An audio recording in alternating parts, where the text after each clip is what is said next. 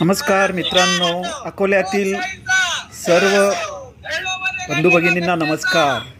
अकोल्याचे आमदार किरण लहामटे यांनी लिंगदेवला जाऊन एका सिनियर सिटीजनने त्यांना लाईट संदर्भात प्रश्न विचारला तर त्याच्या 2 थोबाडीत मारल्या।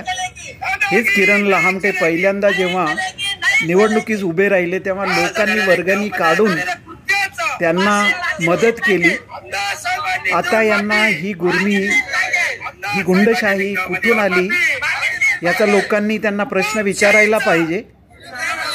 आमदारांकडे निवडणुकीच्या आधी काय स्थावर मालमत्ता होती आणि त्यांच्याकडे आता आलेल्या महागड्या गाड्या कुठून येतात, आमदार त्यांच्या वाढदिवसाला पैसे घेऊन लोकांना कसे वाटतात याची ही चौकशी व्हायला पाहिजे। आणि लिंगदेव मध्ये आमदारांनी केलेलं अमानवी कृत्य गुंडगिरी याचा FIR दाखल होईल का? SP अहिल्यानगर अकोले पोलीस याची दक्षता घेतील का आणि सर्वसामान्य माणसांना न्याय मिळेल का हा प्रश्न आहे। आणि आमदारांनी वेळेतच त्यांची वर्तणूक सुधारावी, माणसांशी माणसासारखं वागावं। जय महाराष्ट्र।